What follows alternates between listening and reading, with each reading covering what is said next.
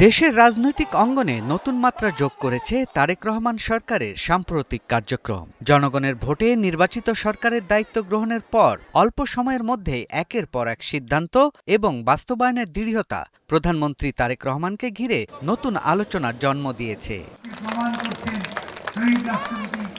সরকার গঠনের পর প্রকাশিত কর্মতালিকায় সামাজিক সুরক্ষা, অর্থনীতি, প্রশাসন, শিক্ষা, স্বাস্থ্য ও নিরাপত্তা প্রায় সব খাতেই দ্রুত উদ্যোগের চিত্র তুলে ধরা হয়েছে।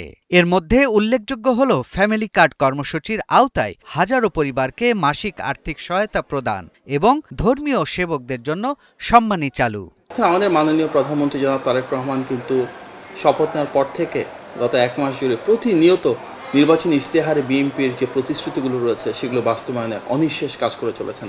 মাননীয় প্রধানমন্ত্রী যে নিরন্তর পথ চলা, বিভিন্ন আন্তঃমন্ত্রণালয় বৈঠক, বিভিন্ন সাবজেক্ট এক্সপার্ট যারা রয়েছেন ওনাদের সাথে ডায়ালগ করা, স্টেক হোল্ডারদের সাথে কনসালটেশন করা, সংশ্লিষ্ট সরকারি বিভিন্ন দপ্তর এবং মন্ত্রণালয়ের সাথে সমন্বয় সাধন করা, নির্দেশনা দেওয়া, তার মূল উদ্দেশ্য একটাই যে নির্বাচনী ম্যানিফেস্টোর উপর ভিত্তি করে জনগণের বিপুল ভোটে বিএনপি আলহামদুলিল্লাহ রাষ্ট্র পরিচালনার দায়িত্বে এসেছে।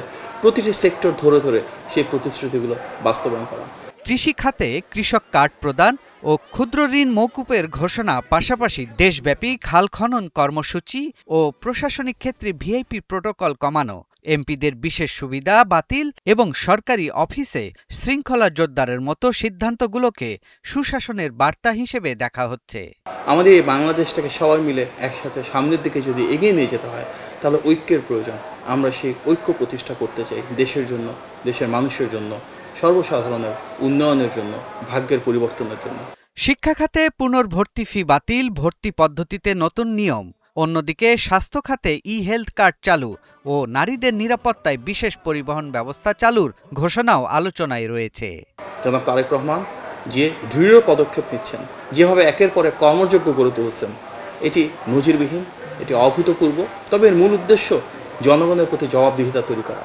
যে কমিটমেন্টগুলো দিয়েছিলেন তিনি, যে বিশ্বাস এবং আস্থা জনগণ ওনার উপর রেখেছেন বিপুল ভোটে বিজয় করবার মাধ্যমে, আমাদের মূল উদ্দেশ্য তার প্রতিদান হিসেবে দেশের মানুষের ভাগ্যের পরিবর্তন করা, দেশটাকে সামনের দিকে এগিয়ে নিয়ে যাওয়া। যার কারণে আমরা দেখেছি ফ্যামিলি কার্ড, কৃষক কার্ড, ইমাম, মুয়াজ্জিন এবং খতিব সাহেবদের জন্য যে সম্মানী সেটি শুরু করা, কৃষিক্ষেত্রে 10,000 টাকা পর্যন্ত কৃষকদের ঋণ মওকুফ করা, যারা শিক্ষার্থী রয়েছেন তাদেরকে 10 লক্ষ টাকা পর্যন্ত লোন দেওয়া সরকারের পক্ষ থেকে।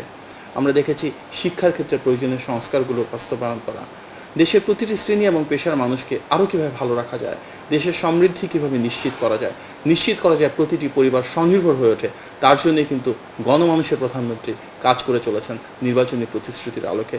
বিশ্লেষকদের মতে অল্প সময়ে এতগুলো ঘোষণা বাস্তবায়নের অগ্রগতি ও কার্যকারিতা নির্ভর করবে দীর্ঘমেয়াদী পরিকল্পনা, স্বচ্ছতা এবং বাস্তবায়ন সক্ষমতার ওপর।